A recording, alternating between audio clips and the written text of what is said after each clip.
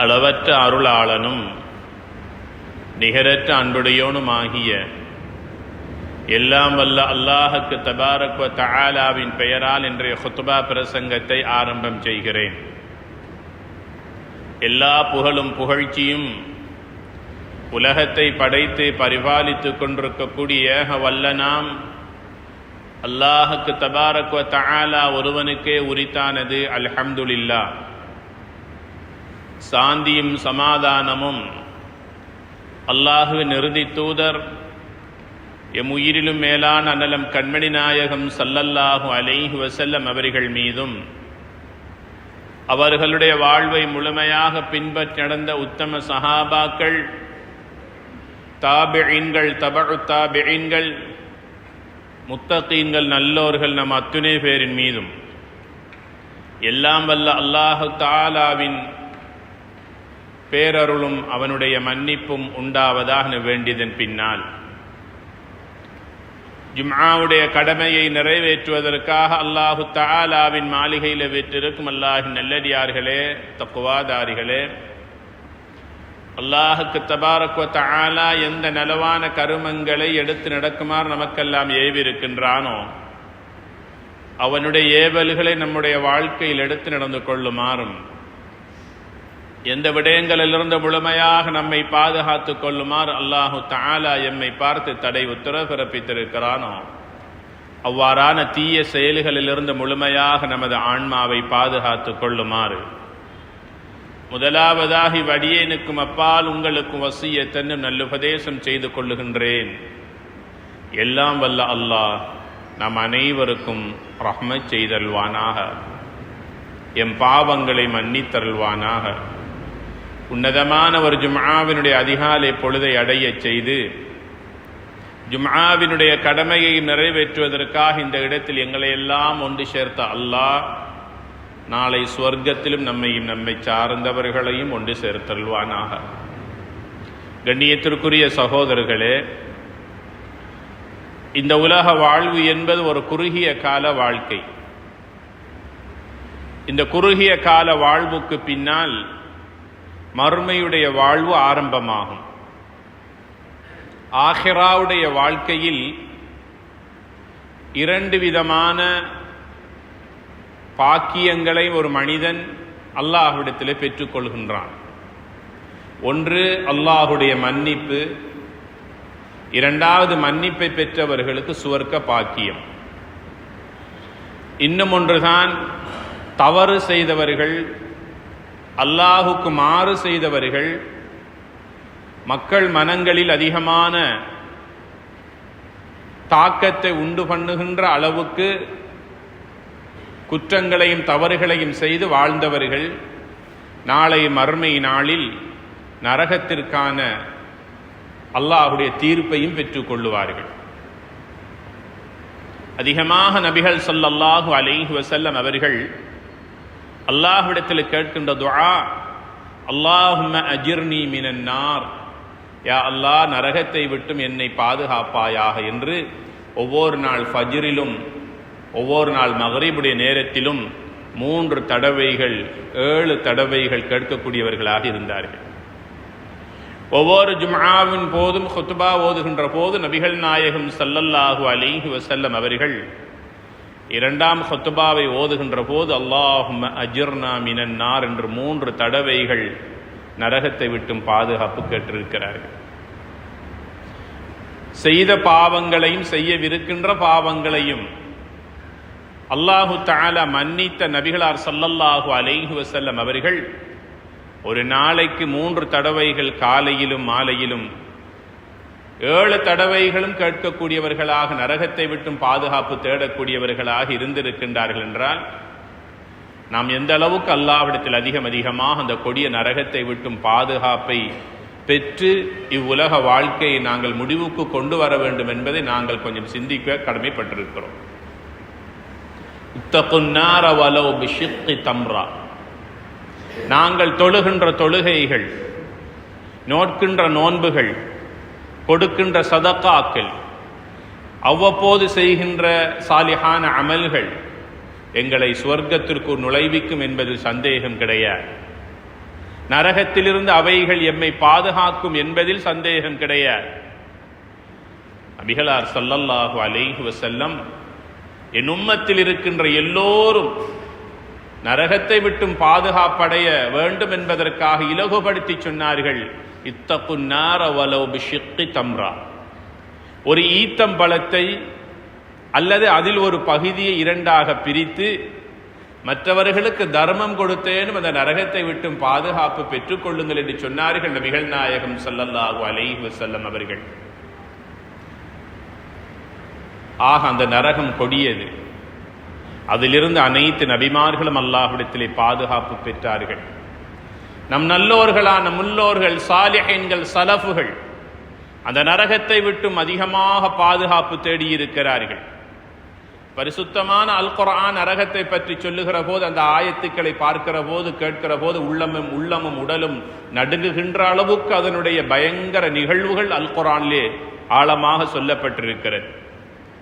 நபிகள் நாயகம் ஸல்லல்லாஹு அலைஹி வஸல்லம் அவர்கள் நரகத்தின் காட்சிகளை சஹாபாக்களுக்கு சொல்ல ஆரம்பிப்பார்களேயானால் அன்னாருடைய கண்களிலிருந்து கண்ணீர் துளி சிந்துகின்ற அளவுக்கு அந்த நரகத்தை பற்றி எச்சரிக்கை செய்திருக்கிறார்கள். அந்த நரகத்தை விட்டும் பாதுகாப்பு பெறுவதற்கான சில வழிமுறைகள் என்ன? தன் தோழர்களான சஹாபாக்களிடத்தில் எப்படியெல்லாம் அந்த நரகத்தை விட்டும் பாதுகாப்பு பெறுவதற்கு நபிகளார் ஸல்லல்லாஹு அலைஹி வஸல்லம் அவர்கள் ஆர்வமூட்டி இருக்கிறார்கள், வழிகாட்டி இருக்கிறார்கள் என்பதை நாம் சிந்தித்து பார்ப்போமையாக இருந்தால் அந்த வழிகாட்டல்களும் அந்த ஆலோசனைகளும் எங்களுக்கும் அது வழிகாட்டும். ஒரு நாள் பொழுது நபிகள் நாயகம் ஸல்லல்லாஹு அலைஹி வஸல்லம் அவர்கள் சஹாபாக்களோடு அமர்ந்திருக்கிறார்கள். சஹாபாக்கள் எல்லாம் நபிகளாரிடத்தில் இருந்து ஏதாவது புதிய புதிய செய்திகளை அறிந்து கொள்வதற்காக ஆர்வம் காட்டுவார்கள். கேட்ட விடயங்களை அடுத்த காதால் விட்டு செல்ல மாட்டார்கள். உடனே அதனை அமல்படுத்துகின்ற விடயத்திலே ஆர்வம் காட்டுவார்கள். கேட்டால் உடனே அமல்படுத்துவார்கள், அமல் செய்வார்கள் சஹாபாக்கள். அந்த அளவுக்கு ஈமானின் ருசியை சுவைத்தவர்கள் சஹாபாக்கள். ரமலான் அல்லாத ஒரு காலத்திலே சஹாபாக்கள் எல்லாம் மஸ்ஜிதிலே நிறைந்து காணப்படுகின்ற போது நபிகளார் ஸல்லல்லாஹு அலைஹி வஸல்லம் அவர்கள் அத்தனை தோழர்களையும் பார்த்து 4 கேள்விகள் கேட்டார்கள். முதலாவது கேட்டார்கள், மன் அஸ்பஹ மின்கும் சாயிமன், உங்களில் யார் இன்றைய நாள் நோன்பு நோற்றிருக்கிறீர்கள் என்று சஹாபாக்களை பார்த்து இந்த கேள்வியை கேட்டார்கள். ஃபகால அபூபக்கர் ரலியல்லாஹு அன்ஹு அன யா ரசூலல்லாஹ். அந்த சபையில இருந்த அபூபக்கர் சித்தீக் ரலியல்லாஹு அன்ஹு சொன்னார்கள், நபியே நாயகமே, இன்று நான் ஒரு நோன்பாளியாக நோன்பு நோற்று உங்கள் முன்னால் அமர்ந்திருக்கிறேன் என்று சொன்னார்கள். நபிகளார் ஸல்லல்லாஹு அலைஹி வஸல்லம் அவர்கள் இரண்டாவது கேட்டார்கள், மன் ஆத மின்கும் மரீதன். ஃபகால அபூபக்கர் ரலியல்லாஹு அன்ஹு அன யா ரசூலல்லாஹ். இன்று ஒரு நோயாளியை நலம் விசாரித்து அவருக்கு ஆறுதல் சொல்லி துஆ செய்த மனிதர் உங்களிலே யார் என்று கேட்டார்கள். அதே அபூபக்கர் சித்தீக் ரலியல்லாஹு அன்ஹு கையுயர்த்தி சொன்னார்கள், நபியே நாயகமே, இன்று நான் காலையிலே ஒரு நோயாளியை நலம் விசாரித்தேன், அவருக்கு ஆறுதல் சொன்னேன், அவருடைய நோய் குணமடைவதற்காக நான் துஆ செய்திருக்கிறேன் என்று சொன்னார். மூன்றாவதாக நபிகளார் ஸல்லல்லாஹு அலைஹி வஸல்லம் அந்த சபையோரை பார்த்து கேட்கிறார்கள், மன் ஷஹித மின்குமுல் யௌம ஜனாஸா. ஃபகால அபூபக்கர் ரலியல்லாஹு அன்ஹு அன யா ரசூலல்லாஹ். உங்களில் யார் இன்று ஒரு ஜனாசாவிலே பங்கெடுத்து ஜனாசாவுடைய கடமைகளை செய்தவர் யார் என்று கேட்கிறார்கள். அதே அபூபக்கர் சித்தீக் ரலியல்லாஹு அன்ஹு சொன்னார்கள், நபியே நாயகம், இன்று ஒரு ஜனாசாவிலே நான் பங்கெடுத்தேன், ஜனாசா தொழுகையில் ஈடுபட்டேன், அந்த ஜனாசாவுடைய நல்லடக்கத்திலும் நான் ஈடுபட்டேன் என்று சொன்னார்கள். நான்காவதாக இறுதியாக கேட்டார்கள் நபிகளார் ஸல்லல்லாஹு அலைஹி வஸல்லம் அவர்கள், மன் அத்அமல் யௌம மிஸ்கீனன். ஃபகால அபூபக்கர் ரலியல்லாஹு அன்ஹு அன யா ரசூலல்லாஹ். ஒரு மிஸ்கீனுக்கு இன்று உணவளித்தவர் உங்களில் யார் என்று கேட்டார்கள். பசித்த ஒருவருக்கு உணவளித்தவர் யார்? அபூபக்கர் சித்தீக் ரலியல்லாஹு அன்ஹு அவர்கள் சொன்னார்கள், நபியே நாயகமே, நான் ஒரு பசித்த ஒரு மனிதனுக்கு நான் உணவளித்திருக்கிறேன் என்று இந்த 4 கேள்விகளுக்கும் அபூபக்கர் சித்தீக் ரலியல்லாஹு அன்ஹு அவர்கள் நான் செய்திருக்கிறேன், நான் நோற்றிருக்கிறேன், நான் பங்கு பற்றியிருக்கிறேன் என்று அந்த அபூபக்கர் சித்தீக் ரலியல்லாஹு அன்ஹு அவர்கள் சொன்னபோது நபிகள் நாயகம் ஸல்லல்லாஹு அலைஹி வஸல்லம் சொன்னார்கள், இந்த 4 பண்புகளும் 4 அமல்களும் யாருடைய வாழ்க்கையில் இருக்கிறதோ அவர்களை அல்லாஹ் நரகத்தை விட்டும் பாதுகாத்து விட்டான், அவர்களை சொர்க்கவாதிகளாக அல்லாஹ் ஆக்கிவிட்டான் என்று சொன்னார்கள் நபிகள் நாயகம் ஸல்லல்லாஹு அலைஹி வஸல்லம் அவர்கள். இந்த ஹதீஸ் சுனன் அபூதாவுதிலே பதிவு செய்யப்பட்டிருக்கிறது. ஒரு சாதாரண நிகழ்வுகள் இவைகள் எல்லாம் நாளாந்தமாக எங்களுடைய வாழ்க்கையிலும் எங்கள் குடும்பத்திலும் எங்கள் ஊரிலும் நடைபெற்று முடிகின்ற நிகழ்வுகள் இவைகள். இவைகளுக்காக நாங்கள் பெரும் முயற்சிகள் செய்ய தேவையா இல்லையா? ரமலான் அல்லாத காலத்தில் இந்த கேள்வியை கேட்கிறார்கள் என்றால், திங்களிலும் வியாழலிலும் நோன்பு நோற்றிருக்கிறார்கள் நபிகளார் ஸல்லல்லாஹு அலைஹி வஸல்லம் அவர்கள். ஒவ்வொரு மாதத்திலும் பிறை 13, 14 மற்றும் 15 ஆகிய தினங்களிலே நோன்பு நோற்றிருக்கிறார்கள். மாதாந்தம் 3 நோன்புகள் நோற்றிருக்கிறார்கள். அல்லாஹுடைய தூதர் கேட்கிறார்கள், உங்களிலே யார் நோன்பு நோற்றிருக்கிறீர்கள்? சொன்னார்கள் அபூபக்கர் சித்தீக் ரலியல்லாஹு அன்ஹு, நான் நோன்பாளியாக உங்களுக்கு முன்னால் இருக்கிறேன் நபியே நாயகமே. இரண்டாவது கேட்கிறார்கள், ஒரு நோயாளியை நலம் விசாரித்தவருக்காக துஆ செய்து ஆறுதல் கூறியவர் யார் என்ற ஒரு முக்கியமான கேள்வியை கேட்டிருக்கிறார்கள். எனக்கு நோய் வந்தால் என் உடல் வலிக்கிறது, என் பிள்ளைகளுக்கு நோய் வந்தால் என்னுடைய நிம்மதியை நான் தொலைத்து விடுகிறேன், என்னுடைய அயல் வீட்டுக்காரர்கள், என் குடும்பத்தவர்கள், எனக்கு நெருக்கமாக பழகிய நல்லுறவுகள் நாட்களாக, வாரங்களாக, மாதக்கணக்கில் நோயாளிகளாக இருப்பார்கள். ஆனால் அந்த செய்தி எங்களுக்கு காதுக்கு கேட்டாலும் நாங்கள் செவிடர்களைப் போல கணக்கில்லாமல் வாழ்கிறோமே, இதுவல்ல இஸ்லாமிய பண்பு. ஹக்குல் முஸ்லிம் அலல் முஸ்லிம் ஹம்ஸ், ஒரு முஸ்லிம் மற்ற முஸ்லீமுக்கு செய்ய வேண்டிய கடமைகள் 5 உண்டு என்று சொன்னார்கள் நபிகளார் ஸல்லல்லாஹு அலைஹி வஸல்லம். அதில் ஒன்று இயாதத்துல் மரீத். ஒரு மனிதன் நோய்வாய்ப்பட்டிருக்கிறான் என்ற செய்தி எங்களுக்கு கேள்விப்படுகிறதா? முடியுமாக இருந்தால் நேராக சென்று அவரை நலம் விசாரிக்க வேண்டும், அவருக்கு ஆறுதல் சொல்ல வேண்டும். நோயாளியை பார்க்கின்ற போது ஓத வேண்டிய துஆவை ஓதிக்கொள்ள வேண்டும். அல்ஹம்துலில்லாஹில்லதி ஆஃபானி மிம்ம புத்தலா. இந்த நோயாளிக்கு நீ நோயை கொடுத்திருக்கிறாய், அந்த நோயிலிருந்து என்னை பாதுகாத்த யா அல்லாஹ். ஒரு நோயாளியை பார்க்கிற போது நாம் அல்லாஹ்வுக்கு ஷுக்ர் செய்ய வேண்டும். எதற்காக? அவருக்கு இருக்கிற நோயிலிருந்து அல்லாஹ் என்னை பாதுகாத்தானே. மார்க்கெட்டுக்கு செல்லுகின்ற போது, வீதியிலே சென்று கொண்டிருக்கிற போது, ஒரு ஜனாசா வீட்டுக்கு செல்லுகிற போது, ஒரு கல்யாண வீட்டுக்கு செல்லுகிற போது கண் தெரியாத சகோதரர்களை பார்க்கின்றோம், காது கேட்காத சகோதரர்களை பார்க்கின்றோம், ஒழுங்காக பேச முடியாத மக்களை பார்க்கின்றோம், ஒழுங்காக நடக்க முடியாத ஊனமுற்ற மக்களை பார்க்கின்றோம். அல்ஹம்துலில்லாஹில்லதி ஆஃபானி மிம்ம புத்தலா. அவனுக்கு கண் பார்வை இல்லாமல் யா அல்லாஹ் நீ அவனை படைத்திருக்கிறாய், எனக்கு 2 கண்மணிகளை தந்திருக்கிறாயே, அல்ஹம்துலில்லாஹ். அவனுக்கு நாவு இருக்கிறது, அவனால் பேச முடியவில்லை, எனக்கு நாவை தந்து என்னை பேச வைத்திருக்கிறாயே, அல்ஹம்துலில்லாஹ். அவனுக்கு 2 கால்கள் இல்லாத நிலையிலே நடப்பதற்கு தடமாறி கொண்டிருக்கிறான், எனக்கு நல்ல கால்களை தந்து என்னை நடக்க வைத்திருக்கிறாயே, அல்ஹம்துலில்லாஹ்.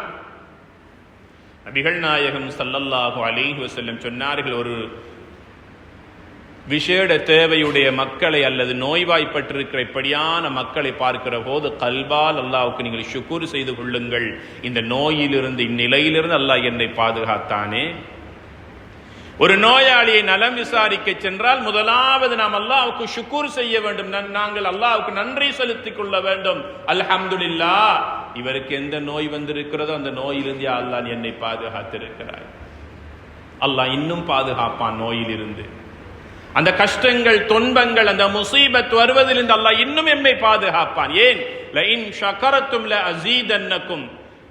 எந்த அளவுக்கு நீங்கள் அல்லாஹ்வுக்கு நன்றி செலுத்திக் கொண்டே இருக்கிறீர்களோ அல்லாஹ் உங்களுக்கு இன்னும் இன்னும் உடல் சுகத்தை தந்து கொண்டே இருப்பான். ஒரு மனிதனுக்கு 38 வயதில் ஒருவர் வஃபாத் ஆகிவிட்டார் என்ற திடீர் மரண செய்தி எங்களுக்கு வருகின்றது என்றால் ஆச்சரியம் அல்ல, அது அல்லாஹுடைய கதிரில் உள்ளது. ஆனால் கவலைக்குரிய விஷயம், வாழ வேண்டிய தன்னுடைய பிள்ளைகளை விட்டுவிட்டு அவன் மறுமைக்கு செல்லுகிறான். வாழ வேண்டிய இளம் வயது மனைவியை விட்டுவிட்டு அவளை விதவையாக விட்டுவிட்டு அவன் கபரை நோக்கி சென்று கொண்டிருக்கிறான். கவலைக்குரிய விடயம். அல்ஹம்துலில்லாஹ், எங்களை கல்பில வர வேண்டியது, யா அல்லாஹ், அவனுக்கு மௌத்தை கொடுத்திருக்கிறாய், என்னை இன்னும் வாழ்வதற்கு ஹயாத்தை தன் இந்த பூமியில என்னுடைய ஹயாத்தை நீளமாக்கி இருக்கிறாயே. எந்த நிலை எங்களுக்கு ஏற்பட்டாலும் சரி, அல்ஹம்துலில்லாஹ், அல்லாஹ்வுக்கு ஷுக்கூர் செய்து கொள்ள வேண்டும். ஒரு நோயாளியை நலம் விசாரிப்பதற்கு வீட்டுக்கு செல்லுகிறோம் அல்லது வைத்தியசாலைக்கு செல்லுகின்றோம். எத்தனையோ பல நோயாளிகள் ஒவ்வொரு கட்டிலும் அடுக்கி வைக்கப்பட்டிருக்கிறார்கள். ஒவ்வொருவருக்கும் ஒவ்வொரு நோயின் மூலமாக அவர்கள் சிகிச்சை பெற்றுக் கொண்டிருக்கிறார்கள். அல்ஹம்துலில்லாஹில்லதி ஆஃபானி மிம்ம பத்தலா. அல்ஹம்துலில்லாஹ், அல்லாஹ்வுக்கு ஷுக்கூர் செய்து கொள்ள வேண்டும். அபூபக்கர் சித்தீக் ரலியல்லாஹு சொன்னார்கள், நபியே நாயகம், இன்று நான் ஒரு நோயாளியை நலம் விசாரித்தேன் என்று சொன்னார்கள். நோயாளிகளுக்கு பஞ்சமா என்ன, பற்றாக்குறையா என்ன? வீட்டுக்கு வீடு வாசற்படிகள் இருப்பதை போல இன்று நோயாளிகள் பல்கி பெருகி காணப்படுகிறார்கள். மக்கள் வீட்டில் இருப்பதை விட வார்டுக்கு சுற்றி திரியக்கூடியவர்கள் அதிகமாக இருக்கின்ற காலத்திலே நாம் வாழ்ந்து கொண்டிருக்கிறோம். அண்மையில யாரு நாம் எந்த நோயாளியை நலம் விசாரித்திருக்கிறோம் என்பதை சிந்தித்து பாருங்கள். ஒரு நோயாளியை நலம் விசாரித்து எவ்வளவு நாட்களாகிவிட்டது என்று சிந்தித்து பாருங்கள். தூரத்தில் இருக்கின்றவர்களை விட்டுவிடுங்கள். எங்களுடைய உறவினர்கள் எத்தனை பேர் நோயாளிகளாக இருப்பார்கள்? வயோதிபர்களாக இருக்கின்ற எங்களுடைய பெற்றோர்கள் நோயாளிகளாக இருக்கிறார்கள். தவணை முறையிலே சென்று நோய் விசாரித்து வருகின்ற மக்களாக நாங்கள் இருக்கக்கூடாது. நாளாந்தம் இந்த அமல்களை செய்யக்கூடியவர்களாக இருக்க வேண்டும். யாராவது ஒரு நோயாளியை நலம் விசாரிக்க வேண்டும், அவர்களுக்கு ஆறுதல் சொல்ல வேண்டும், அந்த நோயாளிகளுக்காக துஆ செய்ய வேண்டும். அந்த நோயாளிகளுக்கு நாம் துஆ செய்ய வேண்டும். ரப்பன் நாஸ் அதிஹிபில் பஸ் இஷ்ஃபி அன்த ஷாஃபி லா ஷிஃபா இல்லா ஷிஃபாஉ ஷிஃபாஅன் லா யுகாதிரு ஸகமா. நபிகள் நாயகம் ஸல்லல்லாஹு அலைஹி வஸல்லம் அவர்களுக்கு ஊழியம் செய்த ஒரு வாலிபன் சில நாட்களாக நபிகளாருடைய வீட்டுக்கு வரவில்லை. தன் தோழர்களிடத்திலே காரணம் கேட்கிறார்கள். சஹாபாக்கள் சொன்னார்கள், அவனுக்கு சுகமில்லை, அவனால் எழுந்து நடந்து வர முடியவில்லை யா ரசூலல்லாஹ். நபிகளார் ஸல்லல்லாஹு அலைஹி வஸல்லம் அவர்கள் தனக்கு வீட்டு வேலை செய்யக்கூடிய வாலிபனுடைய வீட்டுக்கு மதீனாவின் எல்லையிலே இருந்த தூர வீட்டுக்கு நடந்து சென்றார்கள். சஹாபாக்களை அழைத்துக் கொண்டு நோய்வாய்ப்பட்டிருக்கின்ற மனிதனுடைய தலைமாட்டிலே உட்கார்ந்தார்கள். அவனுடைய தலையை தடாவினார்கள், அவனுக்கு ஆறுதல் சொன்னார்கள். இந்த துஆவை 7 தடவைகள் ஓதினார்கள். யா அல்லாஹ், இந்த நோயை குணப்படுத்துவாயாக. நீயே நோயை கொடுத்தவன், இந்த நோயை குணப்படுத்துவன் நீதான். இந்த நோயை உன்னை தவிர வேறு யாராலும் சுகம் கொடுக்க முடியாது. இவனுக்கு நீ நோயில் இருந்து குணம் கொடுப்பாயாக, சுகமளிப்பாயாக என்று 7 தடவைகள் ஓதியதாக இப்னு அப்பாஸ் ரலியல்லாஹு தஆலா அன்ஹு அவர்கள் கூறுகின்ற இந்த அருமையான துஆ புகாரி முஸ்லிமிலே பதிவு செய்யப்பட்டிருக்கிறது. ஒரு தாய் தகப்பன் நோய்வாய்ப்பட்டிருக்கிறார்கள், அவர்களை நலம் விசாரிக்க செல்லுகிற போது இந்த துஆவை நாம் ஓத வேண்டும். நம்முடைய பிள்ளைகளாக இருக்கலாம், சகோதர சகோதரிகளாக இருக்கலாம், யாராக இருந்தாலும் அந்த நோயாளிகளுக்கு இந்த துஆவை நாம் ஓத வேண்டும். ஏன் ஓத வேண்டும் தெரியுமா? 2 நோக்கங்கள். ஒன்று, அவர்கள் குணமடைய வேண்டும். இரண்டாவது, நாம் அவர்களுக்காக துஆ செய்து அவர்களுக்கு ஆஃபியத்தை, சுகத்தை கேட்கிற போது அல்லாஹு தஆலா அந்த நோயிலிருந்து எம்மை பாதுகாப்பான். நாம் ஒரு நாள் அந்த நிலைமைக்கு நோயாளியாக ஆகிவிட்டாலும் நான் எவ்வாறு மற்றவர்களுக்கு துஆ செய்தோமோ அதே போன்று நமக்காக துஆ செய்யக்கூடிய பல சாலிஹான மக்களை அல்லாஹ் இந்த பூமியிலே வாழ வைப்பான். நபிகளார் ஸல்லல்லாஹு அலைஹி வஸல்லம் சொன்னார்கள், காலை நேரத்தில் யார் ஒரு நோயாளியை நலம் விசாரிக்க செல்லுகின்றாரோ மாலை நேரம் வரைக்கும் 70,000 மலக்குகள் நோய் விசாரிக்க சென்ற மனிதனுடைய பாவங்கள் மன்னிக்கப்படுவதற்காக அல்லாஹ்விடத்திலே இஸ்திக்ஃபார் கேட்கிறார்கள் என்று சொன்னார்கள் நபிகள் நாயகம் ஸல்லல்லாஹு அலைஹி வஸல்லம் அவர்கள். மாலை நேரத்தில் யார் ஒரு நோயாளியை நலம் விசாரிக்க செல்லுகின்றாரோ மறுநாள் காலை வரைக்கும் அதே 70,000 மலக்குகள் அவருக்காக அல்லாஹ்விடத்திலே பாவ மன்னிப்பு கேட்கிறார்கள் என்று சொன்னார்கள் நபிகளார் ஸல்லல்லாஹு அலைஹி வஸல்லம் அவர்கள். எவ்வளவு பெரிய நன்மைகள் என்று சிந்தித்து பாருங்கள். மலக்குகளுடைய துஆ சில மக்களுக்கு உண்டு. மலக்குகளே கேட்பார்கள். மலக்குகள் யார்? பாவம் செய்யாதவர்கள். அவர்களுடைய ஈமான் அதிகரித்துக் கொண்டே செல்லும். அல்லாஹுடைய கட்டளையை ஏன் எதுக்கென்று கூட தாமதிக்காமல் உடனே நிறைவேற்றக்கூடியவர்கள். அல்லாஹ் ஒளியினால் படைக்கப்பட்ட படைப்பு மலக்குமார்கள். அந்த மலக்குகள் சில மக்களுக்காக துஆ செய்கிறார்கள். நலம் விசாரிக்க, நோயாளியை நலம் விசாரிக்க சென்ற மனிதனுக்காக துஆ செய்கிறார்கள். இரண்டாவது மனிதன் யார் தெரியுமா? தொழுதுவிட்டு முசல்லாவிலிருந்து அவசரமாக எழுந்து ஓடாமல் கொஞ்ச நேரம் தாமதித்திருக்கிறாரே, அவருக்காக அல்லாஹ்வுடைய மலக்கள் 2 துஆ கேட்கிறார்கள்.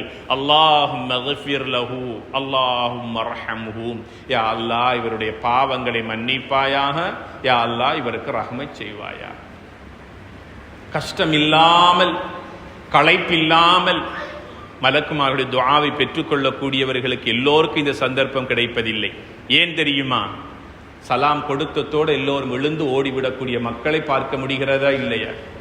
நபிகள் நாயகம் ஸல்லல்லாஹு அலைஹி வஸல்லம் சொன்னார்கள், நேரகாலத்தோடு ஒருவர் பள்ளிக்கு வந்து தொழுதுவிட்டு தொழுகைக்காக காத்து கொண்டிருக்கும் நேரமெல்லாம் அல்லாஹ்வுடைய மலக்குகளுடைய துஆவை பெற்றுக்கொள்கிறார் என்று சொன்னார்கள். இன்றைய ஜும்ஆவுக்காக எத்தனையோ பல மக்களை பார்த்தேன். பள்ளியிலே நேரகாலத்தோடு வந்த நல்ல மக்களை பார்த்தேன்.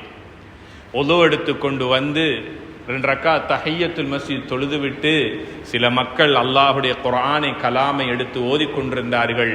இன்னும் சில மக்களை பார்க்கிறேன் தஸ்பீஹ் செய்து கொண்டிருந்தார்கள்.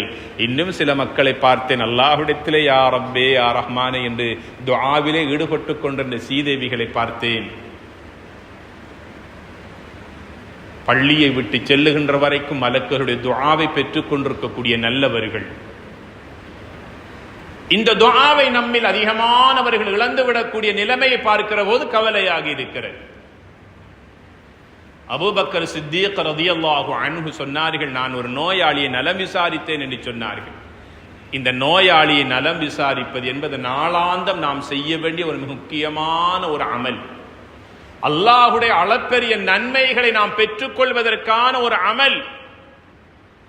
சில நோயாளிகளிடத்திலே நாம் நலம் விசாரிக்க செல்லுகிற போது சில நோயாளிகளுடைய தரம் பார்த்து நாம் செல்ல வேண்டும். தரம் பார்த்து என்று சொல்லுகின்ற போது சில நோயாளிகள் இருப்பார்கள், பொருளாதாரத்திலே தேவையற்றவர்களாக இருப்பார்கள். அவர்களுக்கு தேவை எங்களுடைய துஆ மாத்திரம்தான். இன்னும் சில மக்கள் இருப்பார்கள், வைத்தியர்கள் எழுதி கொடுத்த மாத்திரைகளை, மருந்துகளை பார்மசியில வாங்கிக் கொள்வதற்கு போதிய வசதி இல்லாத மக்கள் இருப்பார்கள். இந்த மக்களுடைய தரம் அறிந்து, நிலைமை அறிந்து எங்களால் எவ்வளவு முடியுமோ சதகா கொண்டு போய் அவருடைய கையிலே கொடுத்து விட்டு அந்த நோயாளி அல்ஹம்துலில்லாஹ் என்று சொல்லுகின்ற போது எங்கட உதவி பணத்தை பெற்று ஜஸாக்கல்லாஹ் அந்த நோயோடு இருந்து சொல்லுகின்ற அந்த ஒரு வார்த்தை இருக்கிறது, மலை போல் வருகின்ற ஆபத்திலிருந்து அல்லாஹ் எங்களை பாதுகாப்பான். அது எங்களுக்கு தெரியாது. எங்கட பிள்ளைகள் வீட்டை விட்டு பாடசாலைக்கு செல்லுகிறார்கள், மதரசாவுக்கு செல்லுகிறார்கள், தொழிலுக்கு செல்லுகிறார்கள். சுகமாக வந்து சேருகின்ற வரைக்கும் எத்தனையோ பல விபத்துக்களிலிருந்தும் நோய்களிலிருந்தும் அல்லாஹ் எங்கள் பிள்ளைகளை, எங்கள் குடும்பத்தை பாதுகாப்பான். நாம் கொடுத்த சதகாவின் மூலமாக. அது நமக்கு தெரியாது. கண்ணியத்திற்குரிய பெருமக்களே, ஒரு மனிதனை மன் அஹ்யாஹா, யார் ஒரு மனிதனை சுகமாக வாழ வைக்கின்றானோ ஃபகஅன்னமா அஹ்யன் நாஸ ஜமீஆ, அவர் அந்த குடும்பத்தையே வாழ வைத்த நன்மை அவர் பெற்றுக் கொள்கிறார்.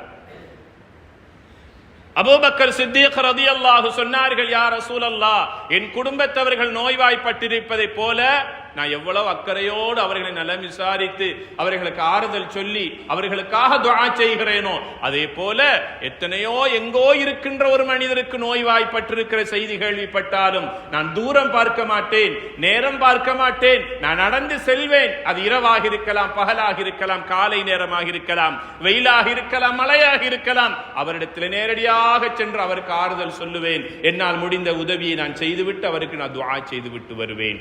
சொன்னாங்க ஸல்லல்லாஹு அலைஹி வஸல்லம், நீ சொர்க்கவாதி என்று சொன்னார்கள். நரகத்துடைய பாதுகாப்பு உனக்கு இருக்கிறது என்று சொன்னார்கள். மூன்றாவது சொன்னார்கள், ஒரு முஃமினிடத்தில் இருக்க வேண்டிய பண்பு என்ன தெரியுமா? ஜனாசாவிலே அபூபக்கர் சித்தீக் ரலியல்லாஹு அன்ஹு அவர்கள் பங்கெடுத்துக் கொண்டார்கள். ஒரு முஃமினிடத்தில் இருக்க வேண்டிய மூன்றாவது குணம் என்ன தெரியுமா?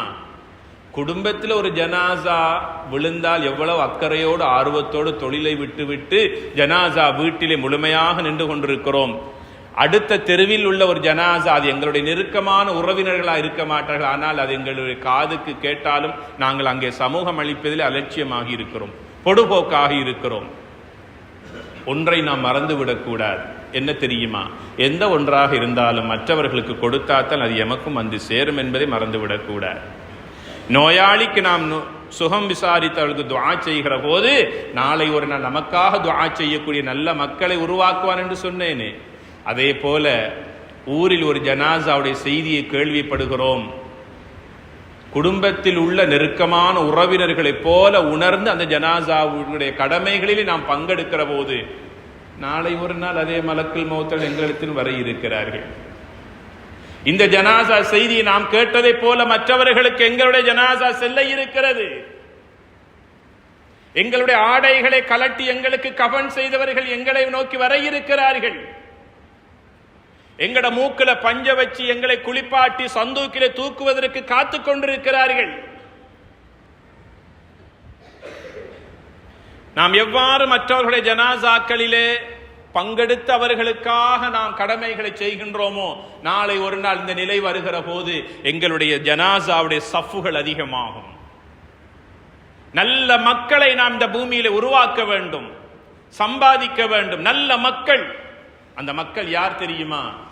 5 நேரம் அல்லாஹ்வுக்கு சுஜூது செய்யக்கூடிய சாலிஹான மக்களோடு நல்லுறவை நாம் வைத்துக் கொள்ள வேண்டும். நல்ல மக்கள்.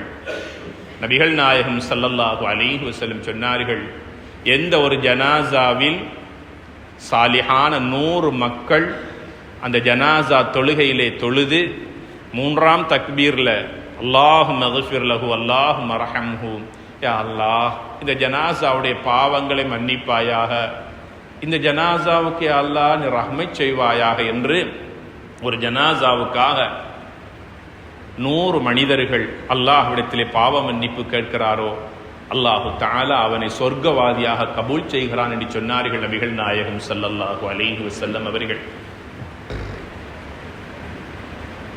சொத்துக்களை சம்பாதிப்போல போல, செல்வங்களை சம்பாதிப்பதை போல, மக்கள் செல்வாக்கை சம்பாதிப்பதை போல நல்ல மக்களை நாம் சம்பாதித்துக் கொள்ள வேண்டும். அது சாலிஹான மக்களாக இருக்க வேண்டும், சுஜூது செய்யக்கூடிய மக்களாக இருக்க வேண்டும். அந்த மக்கள் எங்கிருந்தாலும் நம்முடைய ஜனாசா செய்தியை கேட்டவுடன் ஓடோடி வருவார்கள், எம் தொழுகையில் பங்கெடுப்பார்கள். ஆகிராவுடைய பயணம் எங்களுக்கு விமோசனம் உள்ளதாக இருக்கும். இன்று நாங்கள் மற்ற ஜனாசாக்களிலே பங்கெடுக்காமல் இருந்தால் எப்படி எங்கள் ஜனாசாவில் வந்து கலந்து கொள்ளப் போகிறார்கள்? ஜனாசாவிலே பங்கெடுப்பதும் நன்மைகளை பெறுவதும் என்பது அந்த ஜனாசா வீட்டுக்கு சென்று கொஞ்ச நேரத்தை கழிச்சிட்டு வாரதல்ல. கொஞ்ச நேரம் நின்று வந்தவங்களோட குடும்பத்தில் உள்ளவங்களுக்கு முகத்தை காட்டிட்டு நானும் வந்தேன் என்று காட்டிட்டு வாரதல்ல, அந்த நன்மையை பெற்றுக் கொள்வது. 3 அமல்களிலே நாம் பங்கெடுக்க வேண்டும். முதலாவது ஜனாசா தொழுகையிலே பங்கெடுக்க வேண்டும். சொன்னாங்க நபிகளார் ஸல்லல்லாஹு அலைஹி வஸல்லம், யார் ஒருவர் ஜனாசாவிலே கலந்து கொள்கிறாரோ ஒரு உஹது மலையளவு நன்மை கிடைக்கும் என்று சொன்னார்கள். மதீனத்துடைய மண்ணை அழகுபடுத்தி அலங்கரித்திருக்கிற உஹது மலை, அதனுடைய நீளம் உயரம் உங்களுக்கு தெரியுமா இல்லையா? 7 கிலோமீட்டர் நீளமான மலை. கடல் மட்டத்திலிருந்து 7500 அடிக்கு மேற்பட்ட உயரமான மலை. நபிகளார் ஸல்லல்லாஹு அலைஹி வஸல்லம் அவர்கள் ஏறி நின்ற மலை. ஒரு நாள் தன் சஹாபாக்களோடு அந்த உஹது மலையினுடைய உச்சிக்கு ஏறி நிற்கிறார்கள் நபிகளார் ஸல்லல்லாஹு அலைஹி வஸல்லம் அவர்கள்.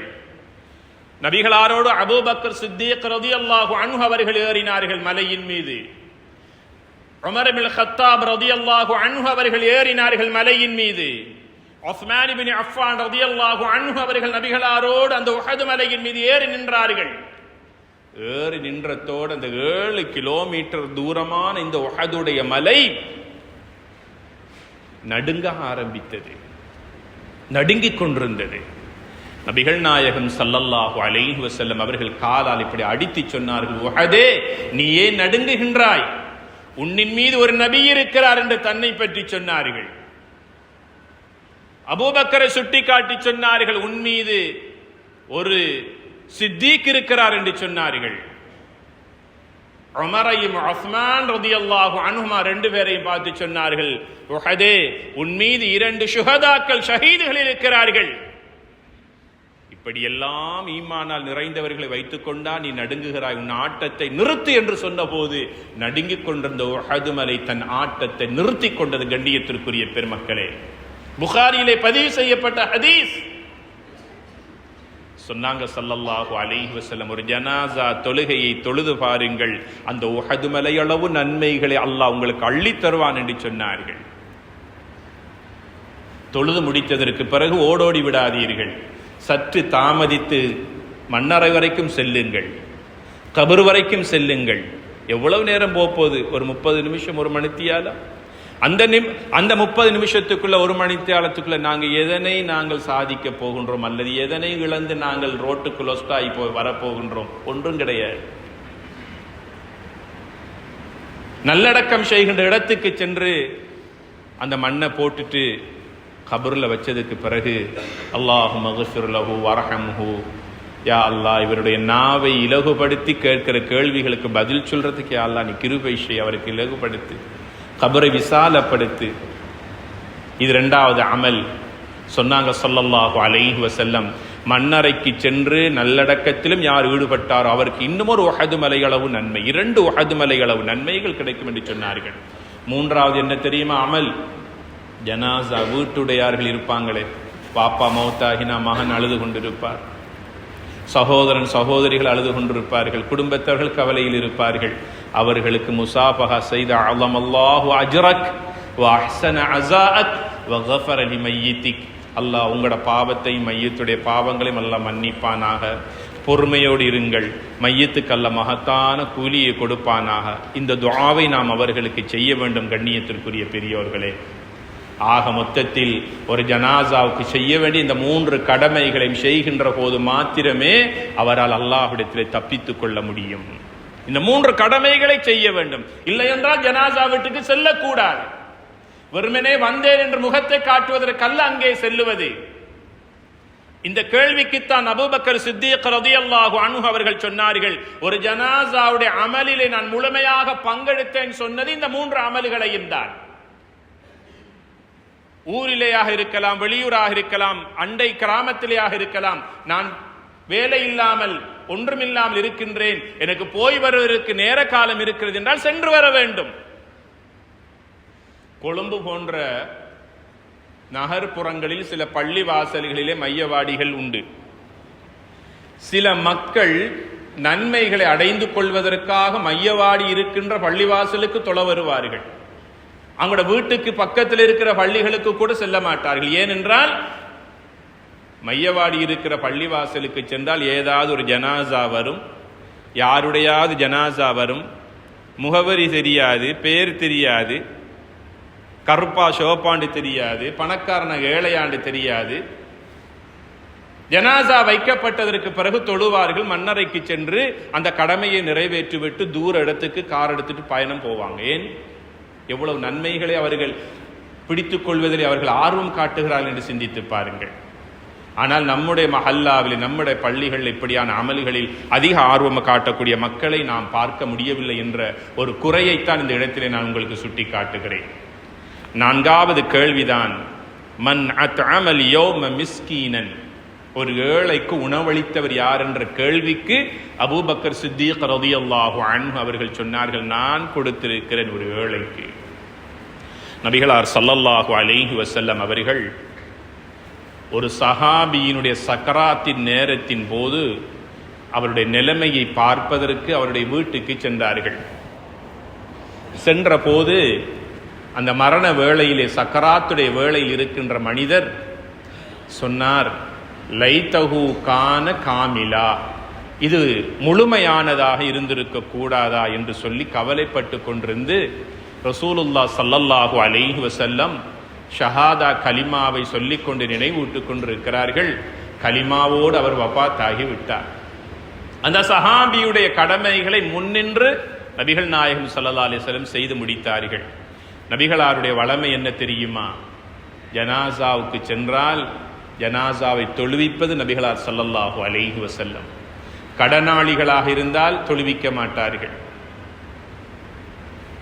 இரண்டாவது, யாருடைய ஜனாசாவாக இருந்தாலும் சரி, நபிகளார் ஸல்லல்லாஹு அலைஹி வஸல்லம் கபருக்குள் இறங்குவார்கள். தன் கையால் அந்த ஜனாசாவை வாங்கி பிஸ்மில்லாஹி வ அலா மில்லத்தி ரசூலில்லாஹ் என்ற துஆவோடு அவருடைய முபாரக்கான கையினால் அந்த ஜனாசாவை உள்ளே வைப்பார்கள் ஸல்லல்லாஹு அலைஹி வஸல்லம் அவர்கள். இந்த சஹாபி வஃபாத் ஆகிய போது எல்லா கடமைகளையும் செய்து முடித்ததற்கு பிறகு சஹாபாக்களிடத்தே நபிகளார் ஸல்லல்லாஹு அலைஹி வஸல்லம் கேட்டார்கள், இவர் ஹயாத்தோடு ரூஹு போற நேரத்தில் ஒரு வார்த்தையை சொன்னாரே, இது முழுமையாக இருந்திருக்க கூடாதா என்று சொன்னாரே, அது என்னான்னு தெரியுமான்னு கேட்டார்கள். சஹாபாக்கள் சொன்னார்கள், யா ரசூலல்லாஹ், அதை நீங்களே சொல்லுங்க. சொன்னாங்க, இந்த மனிதர் ஒரு ஏழையான மனிதர் தன் வீட்டில் ஒரு நாள் இருக்கிற போது யாரோ ஒரு மிஸ்கீன் வந்து கதவை தட்டின நேரத்தில் அவர் வந்து சொன்னார், நான் ரொம்ப பசியாக இருக்கிறேன், உங்களிடத்தில் அல்லாஹ் தந்த ரிசுக்கிலிருந்து ஏதாவது எனக்கு ரிசுக் அளிப்பீர்களேயானால், என் பசியை போக்குவீர்களேயானால் அல்லாஹ் உங்களுக்கு சுவர்க்கத்துடைய உணவை தந்து அல்லாஹ் உங்களை கண்ணியப்படுத்துவான் என்று சொன்னபோது எனக்கிட்ட இருந்தது ஒரே ஒரு காய்ந்து போன ரொட்டி மாத்திரம்தான் இருந்தது. அதை சரி பாதியாக உடைத்து அவருக்கு பாதி மிகுதி எனக்கு பாதியை நான் வைத்து கொண்டேன். அந்த பாதி ரொட்டியை அந்த ஏழை மிஸ்கின் உண்டு விட்டு சென்றார். அல்ஹம்துலில்லாஹ், யா அல்லாஹ், எனக்கு உணவளித்தவருக்கு நீ உணவளிப்பாயா என்று துஆ செய்து விட்டு சென்றார். அந்த ஏழையுடைய பசியை நான் போக்கினேன் பாதி ரொட்டியை கொடுத்து. சக்கராத்தில் இந்த மனிதன் இருக்கும் போது அந்த ஏழை மிஸ்கீனுக்கு உணவளித்தவருக்கு அல்லாஹு தஆலா பிரம்மாண்டமான அலங்காரமான ஒரு சுவர்க்கத்தை அல்லாஹ் காட்டுகின்றான். இந்த சக்கராத்தில் இருக்கின்ற மனிதர் கேட்கிறார், யா அல்லாஹ், இந்த சுவர்க்கம் எதனால் எனக்கு கிடைக்க போகிறது? மலக்குமார்கள் சொன்னார்கள், ஒரு மிஸ்கீனுக்கு நீ ரொட்டி கொடுத்து அந்த ஏழையுடைய பசியை போக்கினாயே, அதற்கு கூலி. அப்பதான் இந்த மனிதர் சொன்னார், லைத்தஹு கான காமிலா, பாதி ரொட்டிக்கே இப்பேற்பட்ட சொர்க்க பாக்கியம் என்றால் அந்த முழு ரொட்டியையும் நான் கொடுத்திருக்க கூடாதா? கேட்டு வந்த மனிதருக்கு இல்லை என்று சொல்லவில்லை, ஒன்னே ஒண்ணுதான் இருக்கிறது, அது எனக்கே போதாது, போய் அடுத்த வீட்டுக்கு பாருங்க என்று சொல்லல. கொடுத்தார், கொடுத்தது போதாது என்று கவலைப்பட்டார் என்று நபிகள் நாயகம் ஸல்லல்லாஹு அலைஹி வஸல்லம் சொன்னார்கள். மன் கான யுமினு பில்லாஹி வல் யௌமில் ஆஹிர் ஃபல்யுக்ரிம் ضيفஹ. உங்களோட கல்வில ஈமான் இருந்தால் உங்களோட வீட்டுக்கு வரக்கூடிய விருந்தாளிகளை கண்ணியப்படுத்தி அவர்களை உபசரியுங்கள். அந்த வீட்டுக்கு வரக்கூடியவர்கள் ஒன்று எங்களுடைய விருந்தாளிகளாக இருப்பார்கள், யாசகம் கேட்கக்கூடியவர்களும் வீட்டுக்குத்தான் வருகிறார்கள். கண்ணியத்திற்குரியவர்களே, இவைகளெல்லாம் சாதாரணமான அமல்கள், நாம் கண்டுகொள்ளாத விடயங்கள், பெரிதாக நாம் அலட்டிக்கொண்டதே கிடையாது. ஆனால் நரகத்துடைய பாதுகாப்பு இங்கே தான் இருக்கிறது. உன்னதமான சுவனத்தினுடைய பிரவேசம் இந்த அமல்களிலே தான் இருக்கிறது. இந்த 4 கேள்விகளும் அபூபக்கர் சித்தீக் ரலியல்லாஹு அன்ஹு அவர்களை பார்த்து கேட்டாலும் இந்த முழு உம்மத்தையும் பார்த்து நபிகளார் ஸல்லல்லாஹு அலைஹி வஸல்லம் அவர்கள் கேட்டதை போல இருக்கிறதா இல்லையா? இந்த கேள்வி நபி அவர்கள் என்னை பார்த்து கேட்டதை போன்று இருக்கிறதா இல்லையா? உனக்கு அல்லாஹ் சொத்துக்களை செல்வங்களை தந்திருக்கிறான், நீ மிஸ்கீனுக்கு உணவளித்திருக்கிறாயா? எத்தனை விதவை பெண்கள் எங்களுடைய அயல் வீட்டிலே எங்களுடைய மஹல்லாவிலே இருப்பார்கள். ஒரு காலத்தில் கணவனோடு வாழுகிற போது சந்தோஷமாக போதுமான வசதியோடு வாய்ப்போடு பசியை பட்டினியை உணராத நிலையிலே வாழ்ந்திருப்பார்கள். கணவன் ஒன்று வஃபாத் ஆகி இருப்பார், இவள் விதவையாகி இருப்பாள். அல்லது கணவனுக்கு நோய் வந்து உழைக்க செல்ல முடியாத ஒரு நோயாளியாக வீட்டிலே இருப்பார். அல்லது எங்கோ ஓரிடத்திற்கு தொழில் செய்ய சென்றார், திரும்பி வரவில்லை. அல்லது தொழில் செய்கிறார், போதிய வருமானம் இல்லை. இந்த நிலைகளையெல்லாம் நாம் அறிகிறோமா இல்லையா? அது அவர்கள் எங்கள் அயல் வீட்டுக்காரர்களாக இருப்பார்கள், எங்கள் வீட்டில் இருப்பார்கள், குடும்பத்தவர்கள் இருப்பார்கள், எங்கள் ஊரில் இருப்பார்கள். கண்ணியத்திற்குரியவர்களே, கிழமையில் ஒரு நாள், மாதத்தில் ஒரு நாள், ஒரு விதவை குடும்பத்திற்கான உணவின் சில செலவை நாம் பொறுப்பேற்றுக் கொள்ளுகின்ற போது அல்லாஹ் எங்கள் குடும்பத்தை பொறுப்பேற்றுக் கொள்ளுவான். ஏழைகளுக்கும் மிஸ்கீன்களுக்கும் விதவைகளுக்கும் அனாதைகளுக்கும் உதவி செய்கின்றவர்களுக்கு அல்லாஹ் உதவி செய்வான். வல்லாஹு ஃபீ ஔனில் அப்தி மா கானல் அப்து ஃபீ ஔனி அஹி. தேவையுள்ள மக்களுக்கு யார் உதவி செய்கிறாரோ அல்லாஹ் அவருக்கு உதவி செய்து கொண்டே இருப்பான். அந்த உதவி எந்த உதவி என்று எங்களுக்கு தெரியாது. ஆபத்துக்கு நல்லா பாதுகாப்பதாக இருக்கும், கடுமையான பயங்கரமான நோய்களில் நல்லா பாதுகாப்பதாக இருக்கும். எங்களுடைய பெற்றோர்கள் எங்களுக்காக துஆ செய்வதைப் போல நாம் அவர்களுக்கு துஆ செய்யக்கூடிய சாலிஹான பிள்ளைகளாக கூட இருக்கலாம். அல்லாஹுடைய உதவி எதுவானாலும் இருக்கலாம். கிழமையில ஒவ்வொரு நாள், மாதத்தில் ஒரு நாள் நாங்கள் பொறுப்பெடுத்துக் கொள்ள வேண்டும். இந்த குடும்பத்துக்கான ஒரு நாள் செலவு என்னுடையது. ஒரு நாள் செலவு என்ன போகுது? 10,000 போகுதா? அந்த குடும்பம் வறுமையிலும் ஏழ்மையிலும் வாழுகின்றவர்களுடைய தகுதிக்கு ஏற்றாற் போல ஏதாவது உணவை கொடுத்து அவர்களை நாம் வாழ வைக்கிற போது அந்த குடும்பத்தையே நாங்கள் வாழ வைத்து விடுவோம். அந்த குடும்பத்தில் குர்ஆனை மனனமிடக்கூடிய ஹாஃபிகள் இருப்பாங்க. 5 நேரம் அல்லாஹ்வுக்கு சுஜூது செய்யக்கூடிய பிள்ளைகள் இருப்பாங்க. ஒவ்வொரு நாளும் மகரீபுக்கும் ஃபஜ்ருக்கு பின்னால் அல்லாஹ்வுடைய குர்ஆனை ஓதக்கூடிய மக்கள் இருப்பாங்க. எந்த குடும்பத்தில் எப்படியான மக்கள் இருக்கிறாங்கன்னு எங்களுக்கு யாருக்கும் தெரியாது. ஒரு குடும்பத்தை வாழ வைத்தால் கண்ணியத்திற்குரியவர்களே, அல்லாஹ் எங்கள் குடும்பத்தை வாழ வைப்பான். ஆக மொத்தத்தில் இந்த 4 கேள்விகளும் நபிகளார் ஸல்லல்லாஹு அலைஹி வஸல்லம் அவர்கள் அபூபக்கர் சித்தீக் ரலியல்லாஹு அன்ஹு அவர்களை பார்த்து கேட்டாலும் அல்லாஹ் ஒவ்வொருவருடைய அல்லாஹ்வுடைய தூதர் என்னை பார்த்து கேட்டதை போல நாம் உணர்ந்து இந்த அமல்களில் பரிபூர்ணமாக நாம் பங்கெடுக்கிற போது நிச்சயமாக இந்த ஹயாத்து துன்யா, அந்த துனியாவுடைய வாழ்க்கை நமக்கு பிரகாசம் உள்ளதாக இருக்கும். கண்ண மூடி மறுமைக்கு போனாலும் கபருடைய வாழ்க்கை பிரகாசம் இருக்கும். நாளை ஸிராத் எங்களுக்கு மின்னல் வேகத்தில் இருக்கும். அல்லாஹ் எங்களோட கையில் பட்டோலையை தந்து எங்களை பார்த்து அல்லாஹ் சந்தோஷப்படுவான். நோயாளிக்கு துஆ செய்தவன் நீதானே, ஏழைக்கு பசிக்கு உணவளித்தவன் நீதானே, நோயாளிகளுடைய விடயத்தில் அதிக கவனம் செலுத்தியவன். எங்களை பார்த்து அல்லாஹ் ரொம்ப சந்தோஷப்பட்டு எங்களுடைய வலது கையில் எங்களுடைய பட்டோலையை தந்து சந்தோஷமாக அல்லாஹ்வுடைய திருப்பொருத்தத்தை பெற்ற நிலையில் சுவர்ப்பாக்கியத்தை அடைந்து கொள்ளலாம். அப்படியான சீதேவிகளாக வாழ்வதற்கு எல்லாம் வல்ல ரஹ்மான் நம் அனைவருக்கும் தௌஃபீக் செய்வானாக. யா அல்லாஹ் எங்களுடைய பாவங்களை மன்னித்தல்வாயாக, எங்கள் பெற்றோர்களுடைய பாவங்களை மன்னிப்பாயாக, எங்கள் மனைவி பிள்ளைகள் குடும்பத்தார் முஸ்லிம்களான ஆண்கள் பெண்கள் அனைவருக்கும் யா அல்லாஹ் நீ ரஹ்மத் செய்வாயாக. எங்களில் இருக்கின்ற நோயாளிகளுக்கு உடல் சுகத்தை கொடுப்பாயாக. எங்களை விட்டு மரணித்து மன்னரை வாசிகளாகிவிட்ட கபராளிகளுடைய கபர்களை சுவர்க்கத்தின் பூஞ்சோலியாக்கி வைப்பாயாக. மௌத்து வரைக்கும் முன்னை சுஜூதி செய்து அமல் செய்யக்கூடிய ஈமானை உடல் சுகத்தை யா அல்லாஹ் நம் அனைவருக்கும் தந்தல்வாயாக. கடந்த காலங்களை விட எதிர் வருகின்ற காலங்கள் எங்களுக்கு விமோசனமிக்க சந்தோஷமிக்க காலங்களாக்கி தருவாயாக. எங்கள் தொழிலிலும் வியாபாரத்திலும் வாழ்க்கையிலும் உடல் சுகத்திலும் யா அல்லாஹ் நீ பரக்கத் செய்வாயாக. எங்கள் அனைவர்களையும் உன்னுடைய நல்லடியார்களாக சாலிஹான மக்களாக கபூல் செய்வாயாக. இந்த மஸ்ஜிதினுடைய இஸ்தாஃபர்களுக்கு யா அல்லாஹ் நீ ரஹ்மத் செய்வாயாக. வ ஆகிரு தஅவானா அனில் ஹம்துலில்லாஹி ரப்பில் ஆலமீன்.